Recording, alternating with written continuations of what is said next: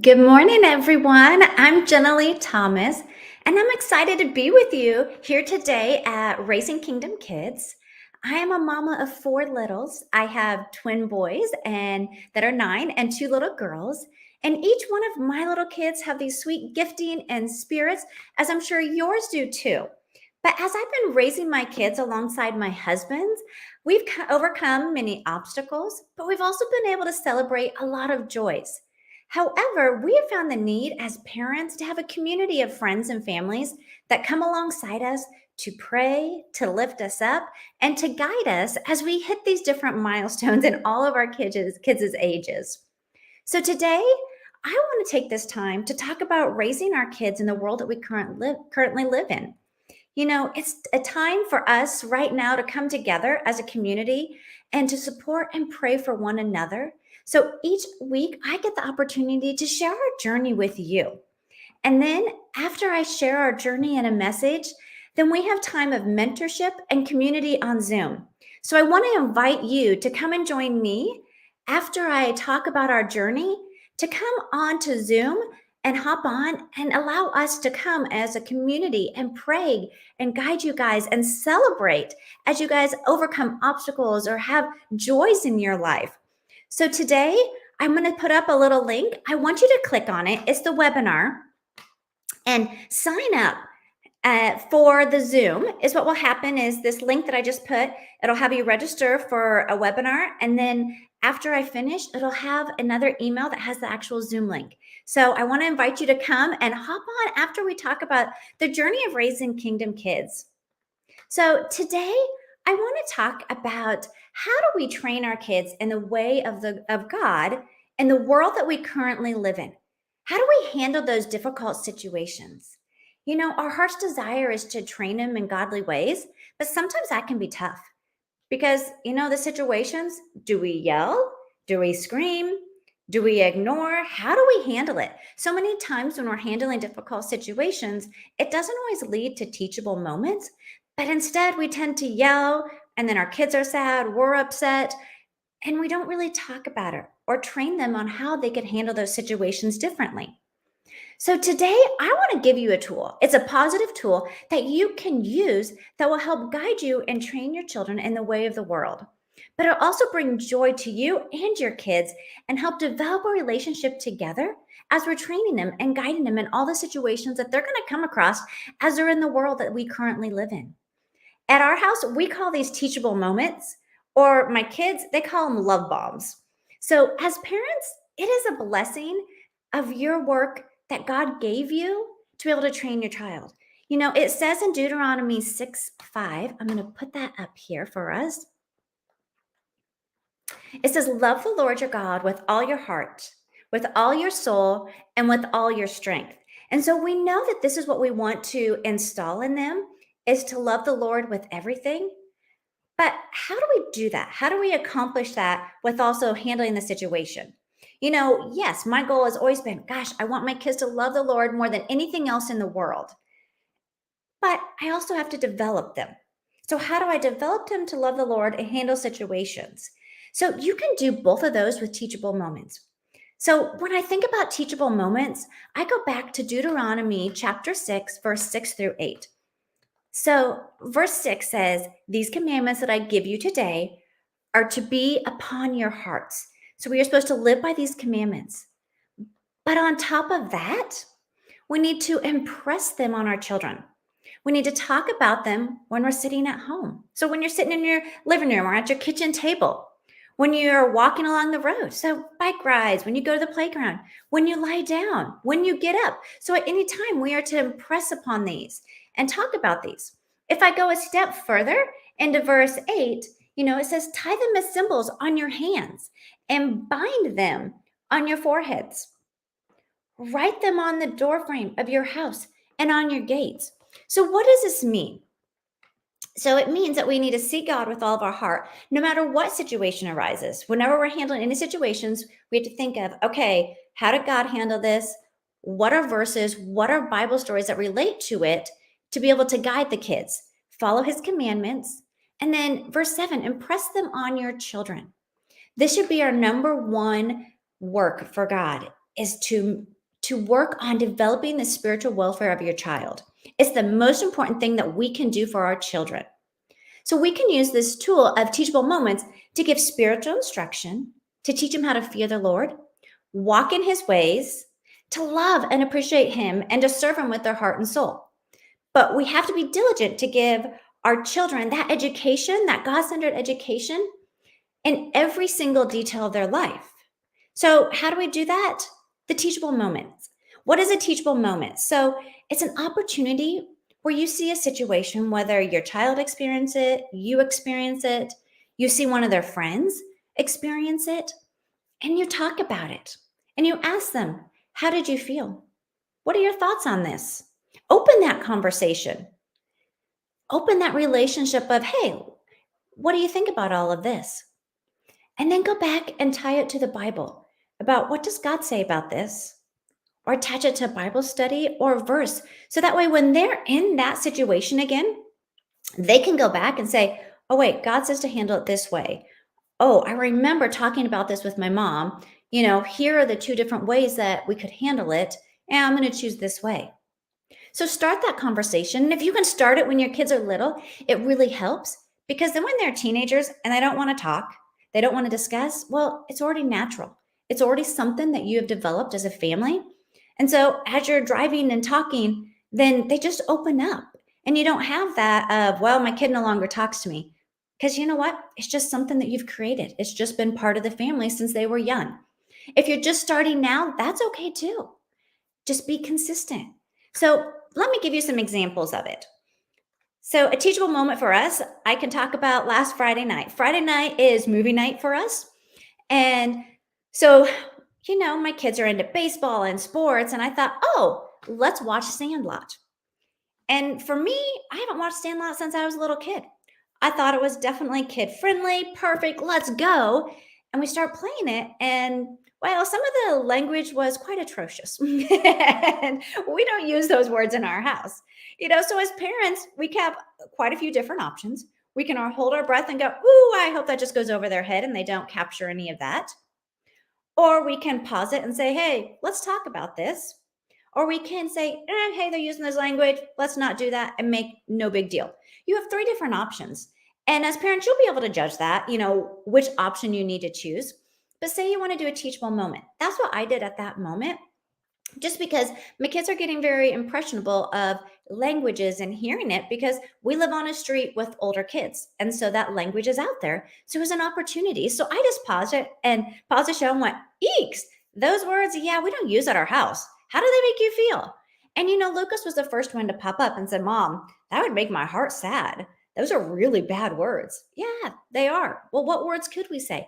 And it was like this whole conversation of what words could we say? How else we could handle that? What is the effect of our words that we use? It brings life, it brings death.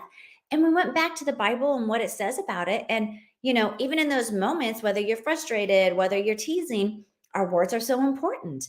And so it was a great opportunity. And then we continued to watch the movie. And I told him, you know what, since you know right from wrong, even though there's going to be some words that we don't use in our house, we can continue watching this movie. Just remember that as you're going through. And that way, then, you know what? They still are exposed to it, but they know how to handle the situation. And they have the Bible to go back to of, ooh, this is what we really should be doing. So teachable moments, they definitely take a lot of consistency. And it's like a big investment, but it pays off as you see your child then start to handle that situation more appropriately. So, how do we identify these teachable moments? What do we do to identify it, to know, okay, how do we use it? Where do we use it? Well, there's a lot of different ways. Teachable moments, you can do it with siblings or with friends. Because I'm going to be honest, conflicts happen. Let me tell you, my kids fight. There's conflicts. We get lots of times for teachable moments. They're not perfect, and I don't expect them to be. We get teachable moments out on our street. Every day after school, our street is a street that all the neighborhood kids come to. And so, you have the bigger kids, you have the younger kids. There's a lot of teachable moments of, what do you do with the younger kids? Because let me tell you, power drills, hammers are not good for younger kids. However, some of the language and the fighting that goes on with the older kids, well, that's a great teachable moment too. So it's a great opportunity. It can be conflict between your kids. It could be something they, saw. You just seize that moment. So, for example, the other week, my son Lucas, he's very into baseball and he got an opportunity to go try out for a team. So, all of us are in the car, we're driving. He's nervous because you have to try out and you have to be selected. And we're driving, and my sweet Adeline, she does not have a hurtful bone in her entire body, and she has a heart of gold. She decides that she wants to try to lift him up. So she tells him, you know what, Lucas, don't worry about baseball. You don't need to be good at baseball, and baseball really doesn't matter because you're an artist and you're such a good artist. And that picture that you put up in my room, it just makes my heart so happy all the time. So, it's okay. You're an artist. And whatever happens with baseball, it doesn't matter because you're truly an artist. You're not a baseball player. Well, to Luke, that just devastated him. And he starts in tears. Mom, she told me I'm not a baseball player. She tells me I suck at baseball. Well, that wasn't her words, but it allowed for a teachable moment for Adeline. Hey, we have to be careful of our words. I know what your heart's saying, and I'm, appreciate and I'm so proud of you for lifting your brother up. But we've got to encourage him. Right now, he's going to baseball. So, how can we encourage him with baseball? How can we lift him up? And for Lucas, it was a really great teachable moment of, you know what? You know their heart. You know who she is, that she's not going to say something mean to hurt you. That's not what she meant. She was just trying to find a way to lift you up because she cared about you. And then we talked about it. And as a family, then Sam pops in and says, but you know what? We should be saying this verse. I can do all things through Christ who strengthens me. Mom, Philippians 4:13. We can do that. And mom, we need to put that back up on our fireplace because as Luke's doing something new and trying out, we all need to encourage him and remember this. So then we all got together and said that. And we prayed over those moments. But it's those situations that, nobody meant to harm it, but we can teach and we can handle those situations differently. There's a lot of times when we're out with the bigger teenager kids, we have to pause and say, hey, do we punch when we're frustrated? No. What does punching do? How would that make you feel? Would that hurt? Would that feel good? What are some other ways he could have handled that? We have that conversation quite a bit. So these teachable moments are a lot of role play of what would you do? How do you feel? And it generates great discussions. And I love the discussions. They learn from it. They learn from the mistakes of themselves. They learn from the mistakes of others, but it's in a positive way of how could I handle that situation differently? Could I be used different words?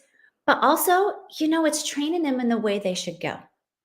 Another place that you can do really great teachable moments is the media. There's so much out there on social media or on, TV, the magazine, the video games, and it's just talking about it. So, they may read an article in the magazine that you might not have chosen, but talk to them. Hey, I saw that you read that article. What'd you think about it? What's your thoughts? What have you heard from your friends? Where do you stand on the issue?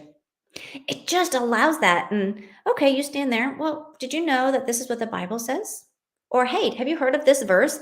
Sometimes I don't even say this is what the Bible says because I don't want them to be like, I'm so tired of hearing that. I say, hey, have you heard this verse? Do you know what that means? This is how I would apply it. And it just is like, no, I haven't. Oh, thanks, mom. And so think about that. How can you then apply it? Another time is car time. Car time is my favorite time to use these teachable moments. And we drive Betsy Girl. So Betsy Girl has a lot to say and a lot to do. Betsy Girl can drive fast. Betsy Girl can drive slow. Betsy Girl can sing loud. I mean, you name it, we got Betsy Girl. So this is where the love bombs come out, because as we're driving, I live in a city. People pull out, people slam on their brakes, people cut in and out. And so we talk about it and we name the other car and, well, what should I do? And we'll go through. One of them will say, okay, I'm going to be on this side and I'm going to be on the negative side. I'm going to be on the positive side. And we talk about, okay, should I let him in or should I cut him off? Well, why should I do that? And it's just amazing seeing how they apply it. And a lot of times they'll come up with their own, or in the car, they'll say, hey, mom, so at school, we had this situation. Did you have it when you were growing up? Tell us a story about a situation you had and how you didn't act appropriate, or how you'd acted better than others, or, did you have a time when you were made fun of and how did you handle that, mom?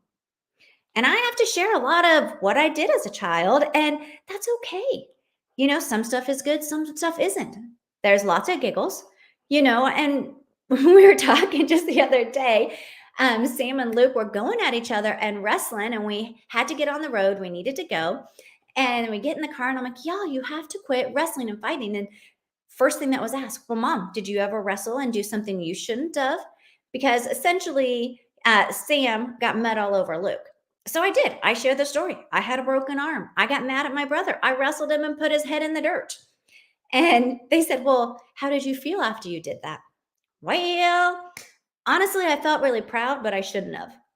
I should have felt upset. This is it. And just walk through it because I am human and they need to see that human side of me. But I also opened a great opportunity. We had giggles at it, and the two of them apologized and talked about how they could handle it. And, Lucas is very good at making his brother frustrated and then running and thinking it's fun. It's the sibling rivalry. And so we talk about that moment and how it made everybody feel and how I should have responded and what should have happened. But that's okay. They get to learn from me too. So we spend a lot of time talking in the car, and it's one of my favorite times. And I think about it as when they're teenagers. That's a captive audience that you can have those conversations and really put that out there, develop that relationship at that moment where, the car is the time to talk. It's the time to open up. The other times is positive moments. When is a time that you can praise them, you can honor them, appreciate what they did?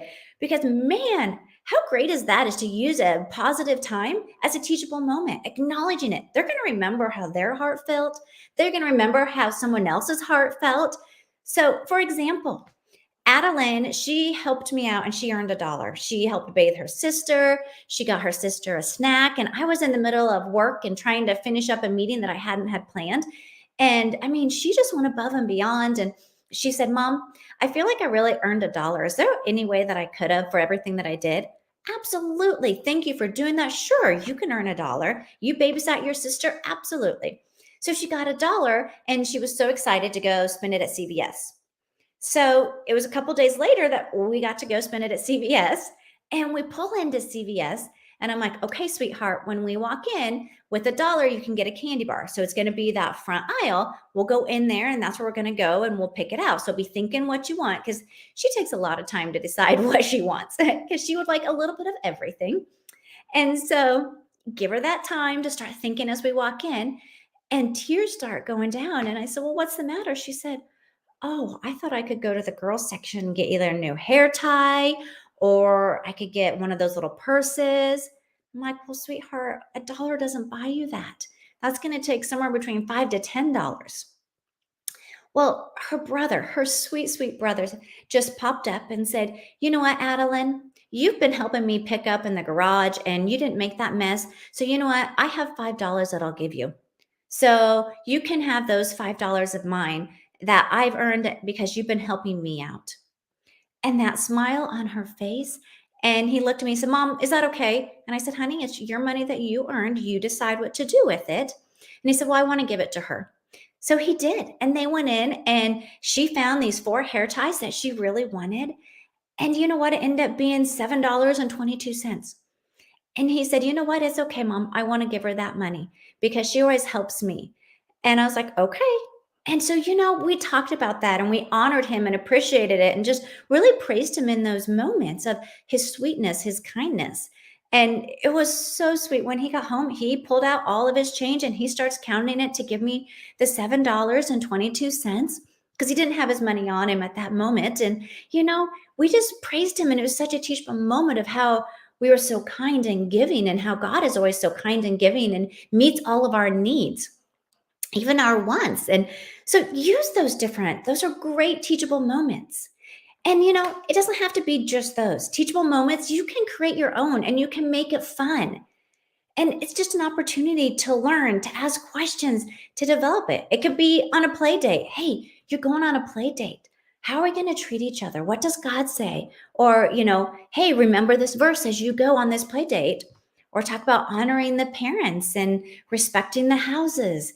Or sports, our behavior and how we lift each other up, or being a good teammate, giving each other grace.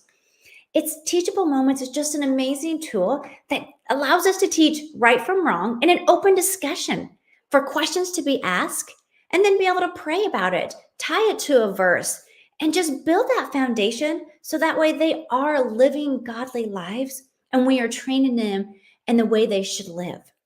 And it's funny, these moments, as I've started teaching my kids and doing this, and now we have done this for a lot of years, I now see it coming forward. And just the other day, and Lucas came and he was honest with me. Hey, mom, I was at practice and this kid kept calling me a menace because his hat was right in the way of me having to run to do the bases. And they were running their bases. And he said they kept fooling around, which drives him nuts when kids fool around at baseball, and was flicking off hats, and the hat went right in front of him, but he wanted to pay attention, so we just moved the hat over to the side so he could run, because they would hit the ball and you got to run the base and not get out. And so the coach hit the ball and he moved the hat and ran to first base. Well, then the kid kept calling him a menace. And he said, Mom, I have to tell you, I lost it at him and I told him to shut up. He's like, and shut up is not a word that we use. And he said, so I had to go back and apologize to him and tell him that I shouldn't have called him that I was frustrated in the moment, and that just because he's calling me a menace, I should forgive him and not call him another name.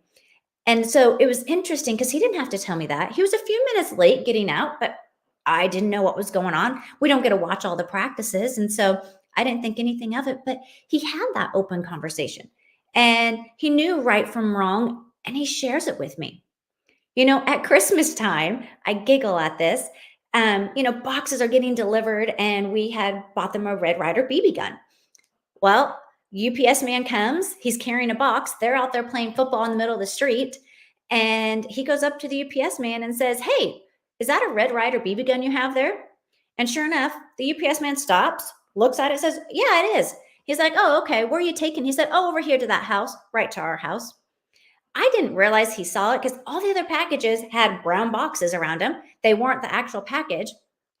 And so, Clay sees this and tells me, Oh my gosh, he's seen his Christmas present. What are we going to do? And I'm like, Just wait. He's playing football. I'm not sure he really even saw it. Well, we sit down for supper and he says, Hey, mom, I need to tell you something. Oh, so did you buy me a Red Ryder BB gun for Christmas? I know it was on my list. I said, Well, I don't know. I can't tell you what I bought you. Why do you ask? Well, I need to be honest with you. Went up and asked the UPS man because I saw the Red Ryder box, what it was, and he allowed me and my friends to look at the box. And then I asked him which house, and it went to our house. So I know you bought it, but so I just wanted to be honest with you. And, as I'm thinking about it now, I probably shouldn't have done that because now I know what I'm getting for Christmas. You might not give it for me because now I know the gift. And, that kind of took the fun and the surprise out of it. So it's just funny just now seeing how the teachable moments of talking through, walking through everything, they see it and they understand it and they handle it. And we talk about it. And it's one of those things as parents, then I don't react. I just listen to them say, Oh, okay. Well, what are you going to do next time? And so I think as they continue to get older, and granted, my kids are only 9, I'm hoping that then as they're older and they're teenagers, that they'll come with even more seriousness of conversations about what they see or what they hear. The other day, Lucas, no, I'm sorry. Yes, it was Lucas came and said, Hey, these kids are using this word. What does it mean? We probably shouldn't use it. It sounds bad. So what is it? And it was interesting because then it was Sam that said, Well, I know what that word means. And so I just went away from them when they were using it because I didn't want to be in trouble when they got caught using that word at the playground. And it's like, okay, so we're learning. So I encourage you to use this tool to be able to celebrate your kids in their positive ways and acknowledge it, but also teach them in the way of the world. And I'm sorry, teach them in the way of God instead of the way of the world, and develop that relationship, that heart to heart, that open communication that will be beneficial for their entire life. So that is the journey that we walked on today. I want you guys to come on over to Zoom and hop on and let's talk more about teachable moments that you guys could have, how you could create it, and how you could implement it into your family, into the different times that you guys have or situations that you have. So I'm going to pop on to the Zoom. I'm going to put the link in again for you guys to see. that I want you register, come talk, let's be a community. Let us pray. Let us come together with you as you're raising your kids. All right, here's the link again if you don't have it. I'll see you guys on the other side.